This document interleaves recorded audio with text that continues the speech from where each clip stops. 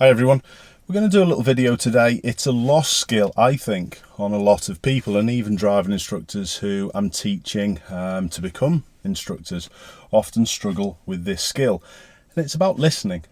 Let's get the car started because I'm roasting.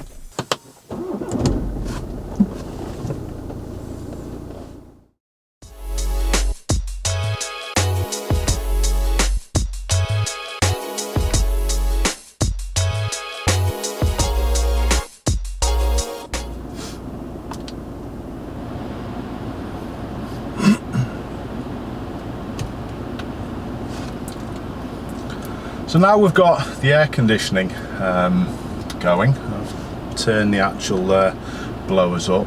This is one thing that often makes people struggle with this listening skill. It's having other noises in the cabin. The radio can be another obvious one. I think people don't actually listen as much as they should do. Prime example of this, I'm sure we've all encountered this at some point, and it's the person on the motorway who is maybe doing 62 at one point, excuse me, sweating away, 62 at one point, and then maybe 75 in the next few moments. So what's that down to? People may think that it's just not having an ability to maybe look at the car's speed. Well, we shouldn't be looking at it anyway. It's a listening skill. What you should be doing is listening to the sound of the engine and managing your speed accordingly. Your foot should change. Too many people think that their foot should just be in one position all the time, and they then don't listen. They think keeping it in one spot is going to maintain speed. So we're going to look at this today.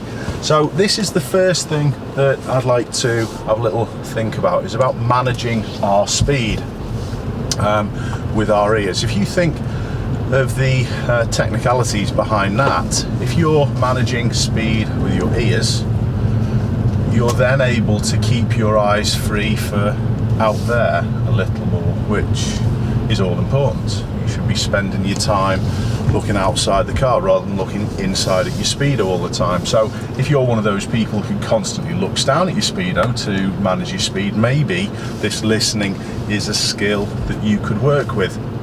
Some of you will also have seen my videos with pupils where I actually cover the speedo up. I use one of these cloths and I literally cover the speedo up. And what that forces the pupil to do is listen to the actual engine sound to manage the speed, and it really works. It's an amazing difference when you get your pupils to do that. So just remember, on the motorway, if you're one of those people who finds yourself down at 62 and then suddenly you're at 78, it's probably this listening skill that you need to work a little bit with. So another thing that people struggle with listening wise is when to press the clutch for a gear change. The higher gear changes are usually pretty easy and not many people struggle with that, although sometimes they do. Sometimes they'll leave it in a longer gear for far too long when it's not required. And that can be learner drivers, but it also can be people who, not necessarily just driving instructors who I'm training, but other people when I do some work with full license holders. They don't listen to their engine well enough to know when it needs different gears, and that also causes problems when they get into cars they're unfamiliar with. Quite often the first time that people drive this car, they have issues with it because it's a diesel. It's quite long geared, so second gear wouldn't work really slowly. Now, quite simply here, I'm going to just listen for when to declutch. There. And that's the bit that people don't do very well.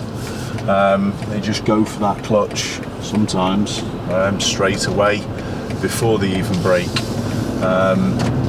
So what you really need to do is be listening to the engine, and before it gets to that rumbly stage, that's when to declutch. If you do that, you know that that gear that you were in doesn't really want to work anymore and you need a lower gear generally.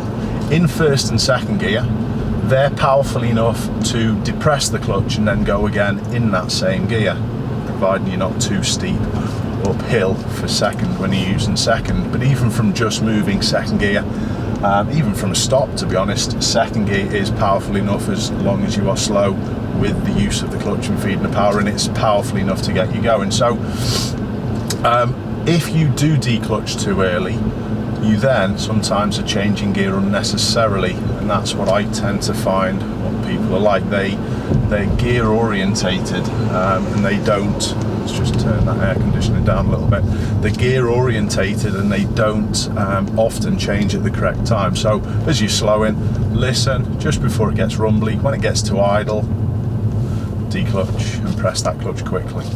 So that's the listening skill that people often struggle with.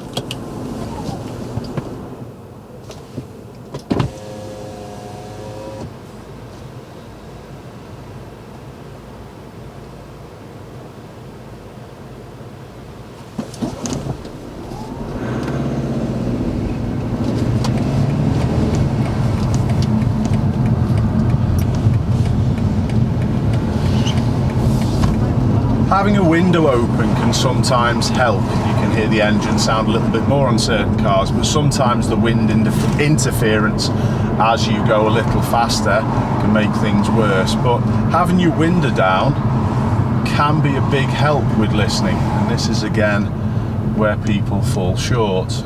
What about these things in front of me, the pedestrian crossing areas? Not sure whether we're going to have an audible sound here as this lady's crossing the road with a pram, but sometimes you can actually hear when the pedestrians are being allowed to cross and when they're finished. But there are other things that having the window down can actually help with. How many times do you see on the road? I'm just going to do my window up a little bit just so you can hear me properly.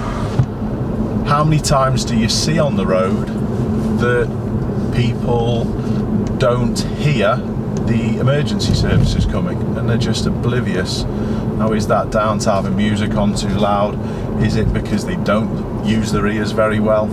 Perhaps. So this listening skill affects much or many more things than people realise, if I was honest. What about when you're learning? How does listening skill affect things? Well, you may have heard me on Erin's lessons say to her that she needs to listen more. That's not me being nasty about Erin.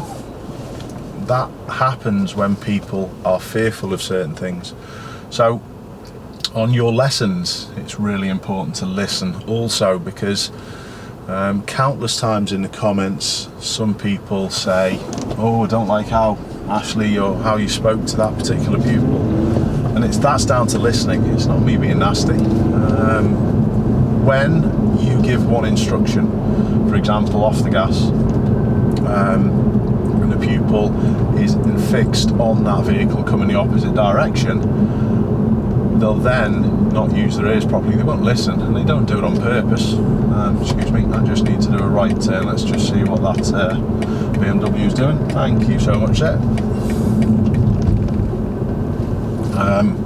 So yeah, people don't listen, and they don't do it on purpose. They're not ignoring me on purpose. It's just through fear. So if you're on your driving lessons and you find that your driving instructor has had to say things a number of times, or in fact they've raised the tone, which you have to do when you're an instructor to get your message across, and people say, oh, you shouldn't be speaking to the students like that. It's an absolute load of rubbish. It's about managing risk. So if you've ever had that happen to you on your driving lessons, don't point the finger at your instructor. And I'm not saying that instructors don't shout at people, they do, and they're wrong for doing that. But sometimes it's a case of managing and controlling risk. So if your instructor has said to you on a number of occasions, maybe off the gas or stop or something like that, and you've heard them increase that tone, that's because your ears have shut down, probably because you're concentrating on something else. So just be mindful of that on your own driving lessons. While we're sat here, Here's another listening skill that sometimes people struggle with. Click, click, click, click, click, click, click, click, click, click. What does that tell you? It tells you that I've got a BMW and its indicators are actually working. No, joking apart, don't let me fuel that debate. I'm only winding people up.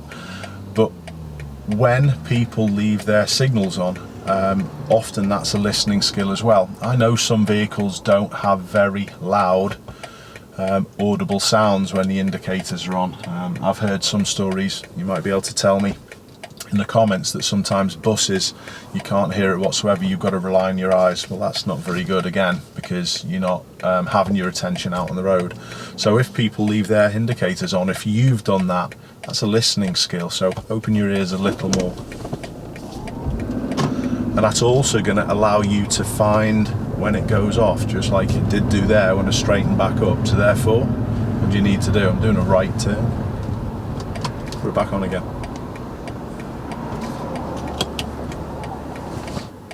What about listening for things that mechanically are happening to your car? You see all the time people driving down the road with flat tyres, and you can hear the difference. I know some people just wouldn't care and they would just drive anyway, which is honestly ridiculous, because all you do is just ruin your tyre and you have to have a new one if you drive on it. But I'm sure sometimes people don't realise they've got a flat tyre. Now, I'm not saying you have to be driving nit like me. I listen to all kinds of little engine noises and bits and bobs that are going on mechanically with the car as well. I had a little thought the other week about this car. The front left suspension sounded to be a little bit crashy over certain bumps, so I'm keeping an eye on it. I'm listening to hear whether it's going to get any worse. It might be a shock absorber that's on its way out, and I know this is only a year old, this car, but that can happen, especially with the state of the road. So mechanically, you can keep an ear open to what's going on with your car. One of my lads has not long had a cam belt change on his car.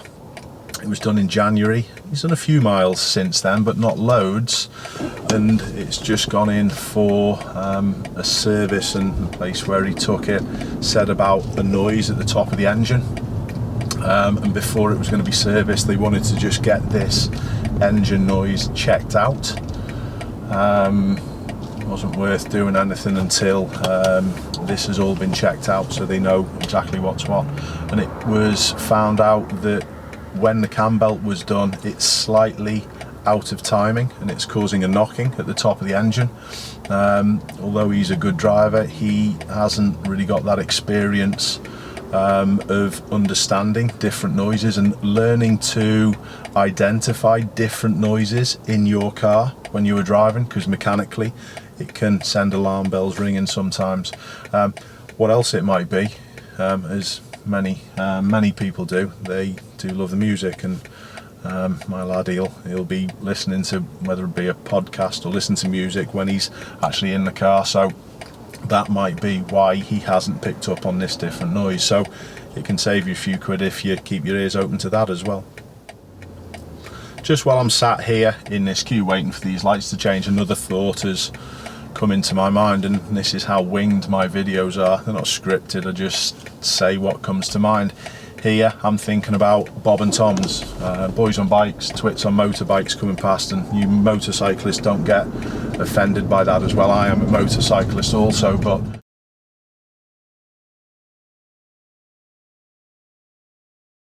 I'm going to go back to that lady pushing the pram in a moment. Okay, so I'll talk about her in a minute, but just going back to what I was saying about Bob and Tom's either side, motorbikes. Sometimes people go, oh, listen to that noise of that motorbike. For me, the sound of the exhaust on motorbikes is a really important safety feature, so you can be heard. Just digressing slightly, I've done a fair bit of running lately, even though I've been fat shamed recently on this channel. Don't worry, I'm not going to take offence at that, peeps. But even when I'm running, cyclists coming up behind on my local canal, which we're going to go over shortly, to be honest, They don't use the bells on the bikes.